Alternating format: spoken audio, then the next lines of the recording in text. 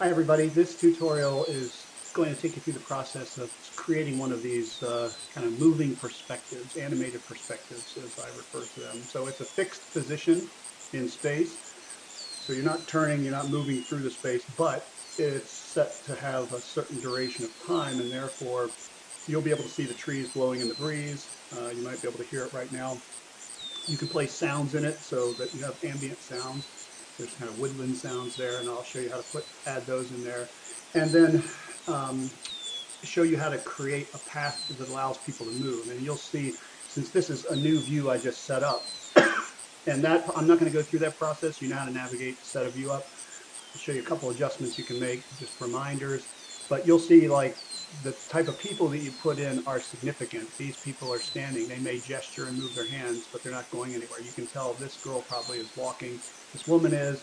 So you want to put a person in that's already got the animation connected to it.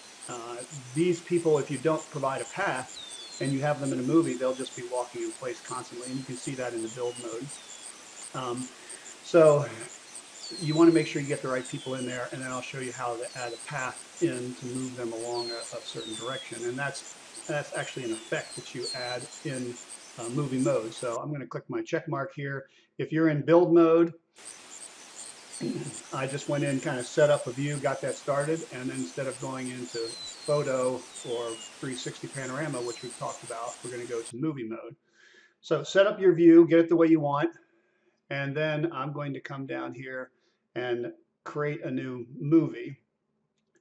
I'm going to click on a new frame. I already set a couple up here, but I'm just going to use, so click on one of these movie cells, click on record, and that will take you to this mode where first, you can zoom in and out a little bit, adjust this mode. You can adjust the focal length. Maybe I'm going to set up closer to my 35 ideal. Okay. Maybe I want to turn a little more this direction. Yeah, maybe I'll get some of that fountain in there. That'll look interesting. And then if I come over here, I can click on this horizontal eye level to make sure that I'm looking straight across. And again, I can adjust the height of the camera. This is about 5.5 feet, so I think I'm going to leave it right where it is. So get this view set up and composed. Remember, you should have 2-point horizontal eye level images. You don't want a lot of you took perspectives that are kind of all looking down like this, and it causes a little 3-point perspective in there, and it also doesn't focus on the eye level view that someone would actually see when they're walking through there. Okay, so once you get that eye level or that view composition set, just come down here and it says take photo, but it's basically creating a snapshot.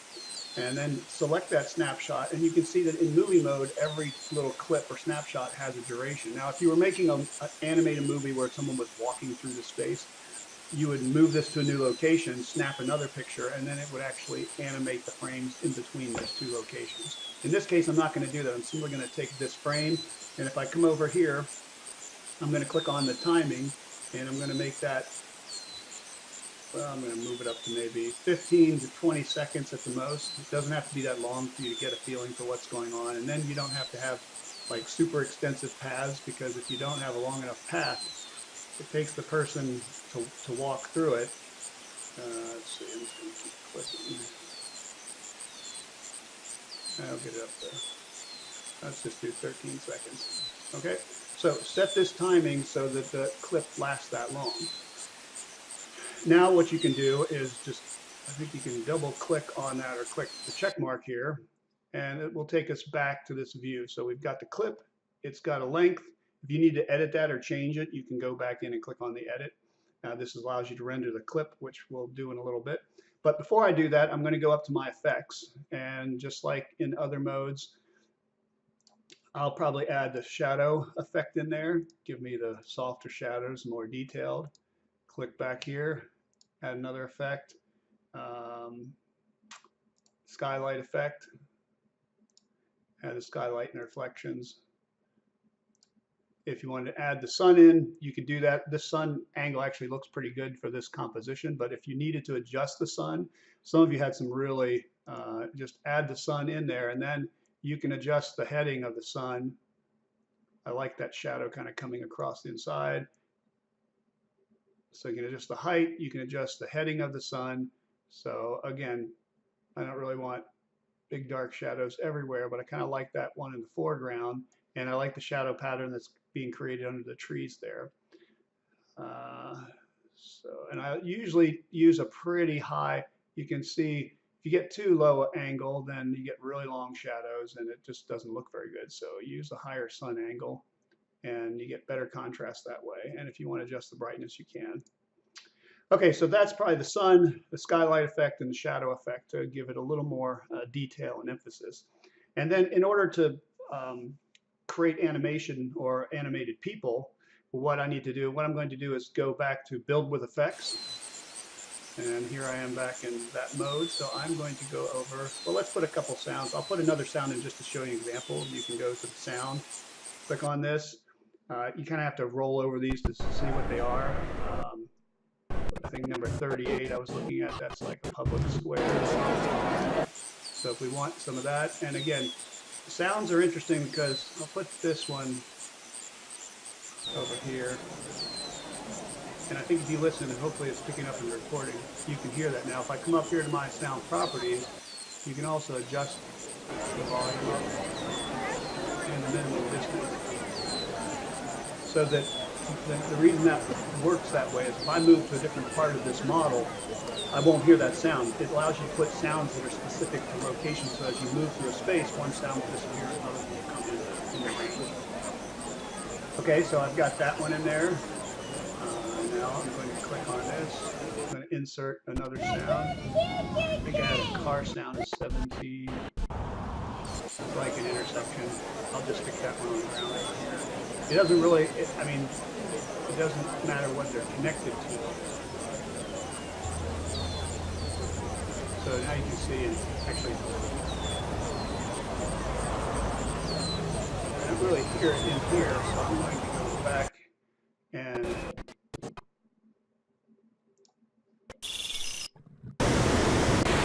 might be a little too big.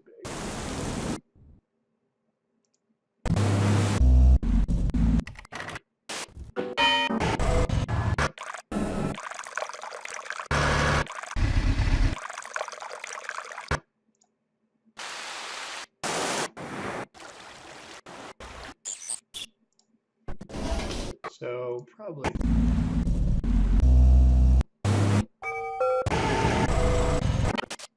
I had this fountain sounds, and I don't remember. All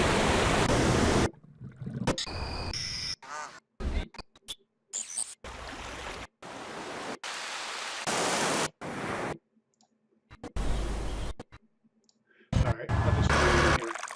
There it is. Right sound. I can place that over here.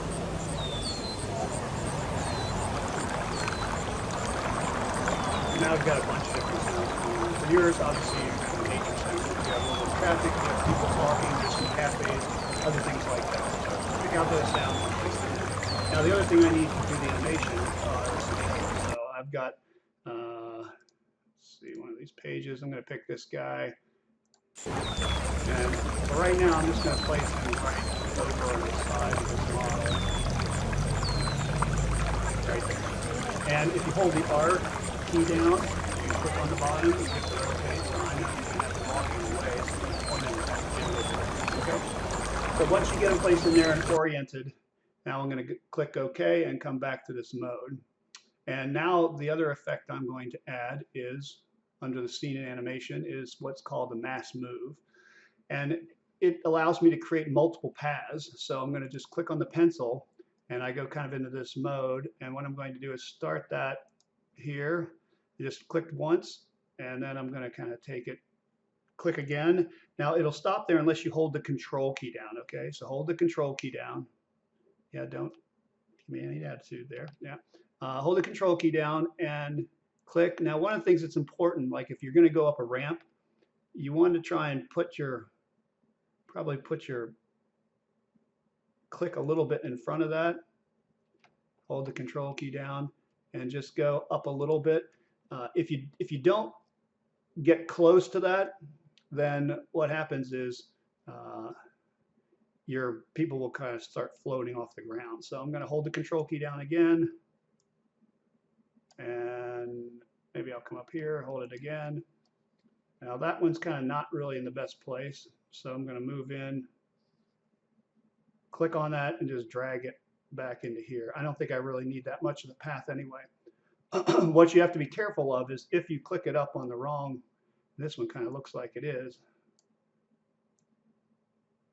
you need to make sure this is kind of sitting on the ground plane. Otherwise, your people, it'll snap to whatever that is. Oops. Come on. Not there. There we go.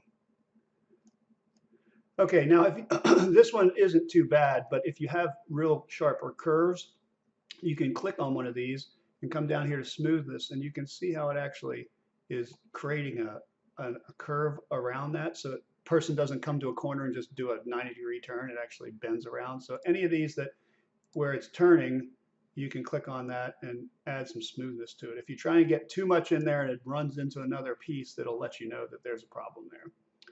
Okay, so this other thing you have to do is just make sure that your people, whatever you want to be moving, that they are actually in this path. Now you can also adjust the path width, so if you want a bunch of people, you can spread it out. But I just have one, so I just really need it big enough for him to walk in, so I'm going to keep that a little bit smaller. All right, so that's all there is to it. You put that path in there, and if you want to refresh it, you can refresh it, and you can actually play it through there and get a little preview, and you can see how it's going to look like before you go back to the mode. Ramps and things are where it usually gets a little touchy, because so you can see this guy now is walking, but the woman doesn't have an animation path, so she's just standing in place. So are all these people. So anyway, that gives us a good idea of what it looks like. I'm going to click OK. Now we're back in our mode, and if we select that and play it, water, intersection sound, and you see time going across. You just want to make sure it's long enough so that he doesn't stop in the middle of the clip. Okay, let's just start over again. But you can also make it if it's, you know, one of the things, one of the things I didn't mention, but if you click on this, go into this mode, you also have a way to adjust the speed. So, you know, he may be an old man, but if you want him to walk really fast, well, it doesn't look that fast. But anyway, for cars and things like that, if you want a car driving by in your scene, just make sure you set this to the appropriate speed based on the object. So, you know, 2 or 3 miles an hour for someone walking works pretty good. Cars 20, 25. Okay, so we've got that man in there. We have the mass move and a few other effects. And now we can just go in here and tell it to render this clip. Now you got some options. I don't think you need 60 frames per second. 30 frames is plenty fast enough. You could probably get away with 25. And, you know, full HD works pretty well too. So I'm just going to give it a new animation, and you can see here it's creating an MP4 file, so it's just kind of a generic file. Now I may not let this run all the way through. I'm not sure how long this is going to take to render, but it's got to do, as you can see down here, it's 391 frames. It's clicking through it, but it says it's going to take another 5 minutes, so I won't sit here and talk for 5 minutes, but that's really the process. It's pretty easy to do. Set up your view, get your eye level and your composition fixed. In this case, it's important to figure that out. Then place a person who has walking animation built into them in the scene. Then use the mass move effect to create a path that they're going to walk along. Adjust the width of that path. You can round the corners if you need to, and then set the speed to a level that's appropriate for whatever object it is you're animating. Okay, well, one of the things also I found out the hard way is, and I can give you some more information about this. Unfortunately, the academic version of Lumion uses a different sound codec or compressor decompressor. And so if you create the movie and you play it in Microsoft the Media Player, it will not play the sound. It has to. There's a free available player that downloads, and actually Intuiface uses that codec as well. So it will play correctly in Intuiface. But if you try and play it in with Windows Media Player, you'll get the animation, but the sound won't happen. So I'll send you a link where you can download this free player if you want to look at it on your computer just to check it out and test it, because otherwise you won't be able to hear the sound. Okay, so I think I will stop this here. Well, it's rendering along pretty well. Maybe I'll let it go another minute and a half. You can set as many of these up as you want. Again, fix a frame, choose your composition, set your lighting, your shadows, and then if you want someone moving through it, add people and a mass move effect. And then finally, if you want sounds, place those sounds and adjust them so that they can be heard from the particular point of view that you're working with. And I think you probably can have you can set different sounds at different volumes too. So if you have traffic's more distant, if you're in interior seating space within your design and you want to hear soft conversations or sounds of a cafe next to it, you can add those in, and then add some car sounds or traffic sounds that are a little softer and farther away, so you get that effect. And it really gives you a nice, convincing view of a space where, then you have to really think about your composition with people. There are a lot of varieties of people in Lumion. So some are talking to each other, some are gesturing, and you can really tell a story about how people would use the space, but you have to go through and pick the right people, get them in settings. I know a lot of you had nice, beautiful spaces with tables and chairs, and there are basically no people in there. And that's something I think you want to add and improve on to really populate the space the way you would expect it to be if it was really being used and enjoyed by others. So I'm going to open this folder up. Let's see. This is with Windows Media Player, you won't hear it, the sound, but with VLC Media Player, it will run just fine. I think the commercial version of Lumion.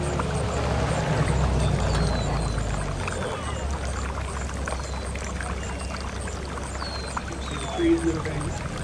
And again, so you don't want people in your animation without giving them a path.